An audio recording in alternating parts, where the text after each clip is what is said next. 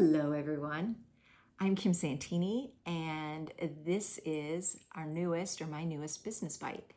Business Bites are little short videos that I've been doing in this 25th year of my own career as a working artist. They're my way of paying it forward for all of the people who supported me, got me to this point here in my life. And today I'm not going to talk so much about a business practice as I am about a mindset. Because being a working artist, being an artist means that we are creating work. Oftentimes that work, or it can be, very personal. So we have an emotional connection with it. And we're putting it out into the world. And we are asking that audience to respond to the art that we're making. And, it's wonderful when our work resonates and we get some really powerful feedback, some positive feedback. But it is inevitable that we will also get some criticisms as well as lots of rejections. And I want to talk about our mindset in facing rejection or negative feedback. First of all, let's talk about art. Art in and of itself is a very subjective thing. I would be foolish to make a piece of art and believe that that painting is going to appeal to every single human being on the face of the earth. It simply is not. My work has a very specific audience, and there's going to be plenty of people who are not part of that. This is Birdie, by the way. She joined the studio team last week. So anyway, there are going to be plenty of people who don't appreciate my work, and that's totally fine. I'm making my work primarily for myself, first of all. It's of paramount importance that when I sign a piece, I thoroughly believe in it, and I know that it is the absolute best effort that I could create at that point in time.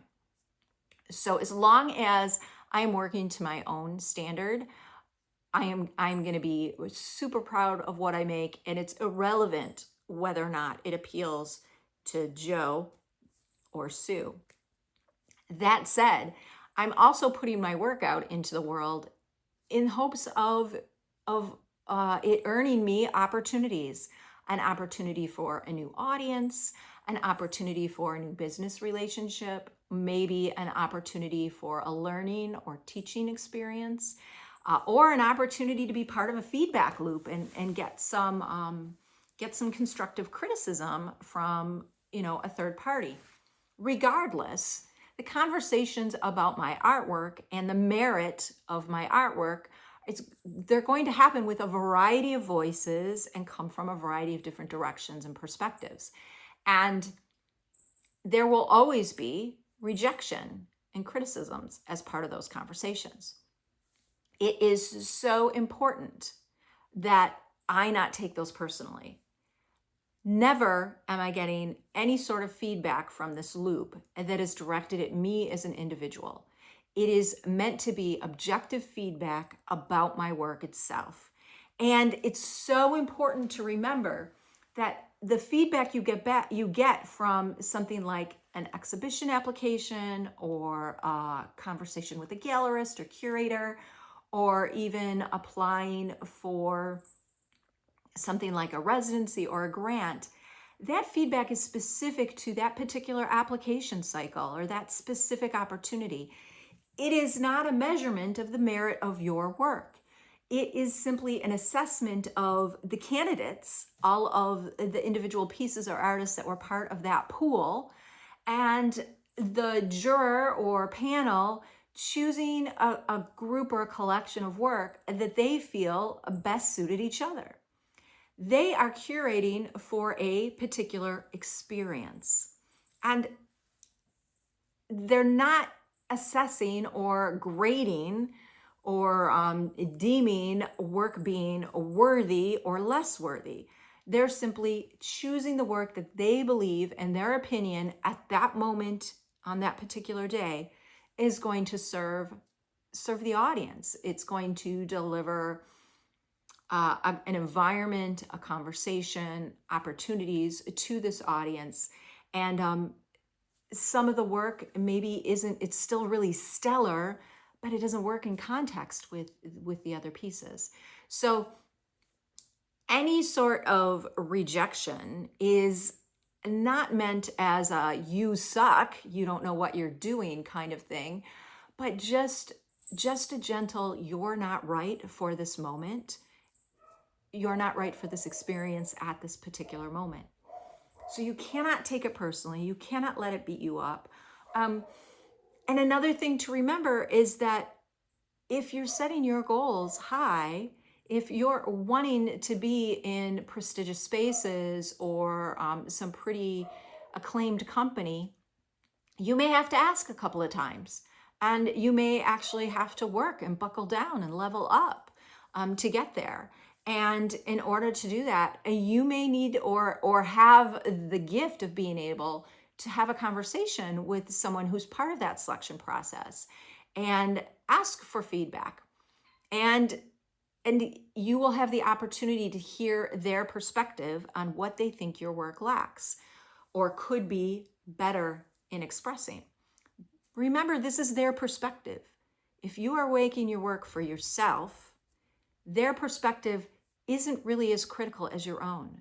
So take their feedback, listen to it, ask yourself if there's any value in it. Can you see anything in their words that gives you a somatic response or piques your curiosity? And take it all in with a grain of salt. Also, you have complete permission to reassess whether or not a particular gallery space or exhibition opportunity is the right fit for you. There was an organization that I applied to be a member of a couple of years ago, and I was really thinking that I wanted to be a part of this organization. And during the application process, I learned quite a bit about the dynamics of the group and decided that it really wasn't something that I wanted to be involved in energetically. The group wasn't what I believed it to be from the onset. So remember that you absolutely, don't tie your ego up into anything, and give yourself permission to change your mind as your data, as your experience, as your perception of why you make your art changes and grows. That's what makes us human beings, is that we can change our mind and level ourselves up throughout our time here. So I don't want to tell you to necessarily grow a thick skin. And I'm not going to lie and tell you that you'll get to a point in your life where rejection no longer stings. Just don't allow it to define what you choose to do next. Don't allow rejection to change your opinion on any of your work. Again, unless you got some feedback and you decide that there's merit in it. And then you have the latitude to change your work, right? And level it up. And also, don't allow rejection to beat you down.